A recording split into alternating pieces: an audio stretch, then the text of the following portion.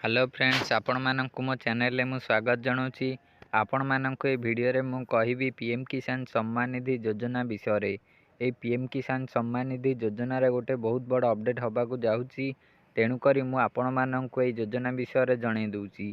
PM किसान सम्मान निधि योजना ए योजना रे कृषक मानकू आर्थिक सहायता प्रधानमंत्री जोगाई दउचंती। ए योजना माध्यम रे चाषी भाई मानकू गोटे वर्ष रे 6000 टंका दिया जाउची।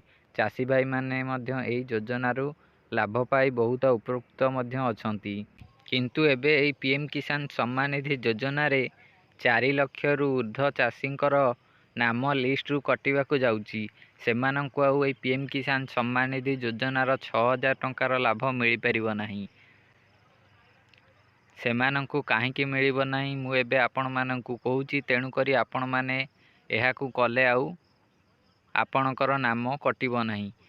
4 लाख चाषींकर नाम लिस्ट रु बाद पड़िबो। सेमाने आउ 6000 टंका पाई परिबेनी। जो आर्थिक सहायता प्रधानमंत्री तरफ रु पाउतिले गोटे वर्ष रे सेमानंकू आउ मिलिबो नाही।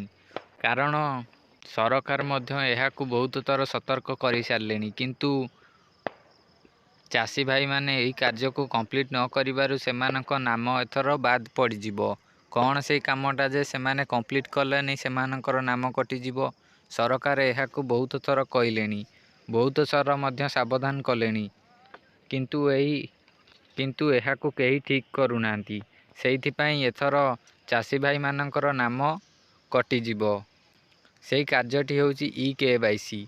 पीएम किसान सम्मान निधि योजना रे जो माने ई-केवाईसी करूनांती सेमानकर नाम बाद पड़िबो। तेणु करी आपण जदि ई-केवाईसी करिनांती तेबे ई-केवाईसी एबे कराई नियंतु।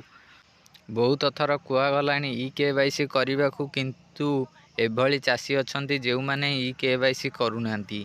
सेइथिपाई एथर सेमानंकू पीएम किसान सम्मान निधि योजनार लिस्ट रु सेमानंक नाम को काटी दिया जिवो।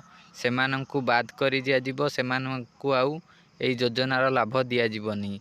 तेणु करी आपण जदि ई-केवाईसी करिनांती तेबे ई-केवाईसी को करंतु। कारण जदि आपण ई-केवाईसी न करिवे तेबे एई योजनार लाभ पाई परिबेनी। ए देखंतु ऑफिशियल पोर्टल टी को एई भली आसीबे।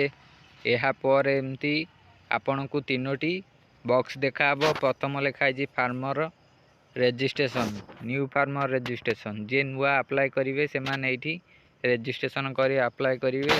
तळे देखंतु लेखा जाईची ई-केवाईसी मझी बॉक्स टी। ए ई-केवाईसी ऊपर क्लिक कले आपण माने एठी ई-केवाईसी करि परिवे। देखंतु मु क्लिक कर देइची। एहा पर देखंतु एई भली इंटरफेस आसिला। एठी आपण माने आधार नंबर देबे। आधार नंबर देला पर सर्च ऊपर क्लिक करिवे। सर्च ऊपर क्लिक कला पर आपण मानकू गोटे ओटीपी मागिबो। आपण माने से ओटीपी को देई वेरीफाई कर देले एहा पर आपणकर ई-केवाईसी कंप्लीट होई जिवो। आपणकर ई-केवाईसी डन होई जिवो। एहा पर आपणकर ई-केवाईसी अपडेट टी होई जिवो। आपणकर आउ किछि टेंशन नाही। आपणकर आउ लिस्ट रु नाम कटिबो नाही।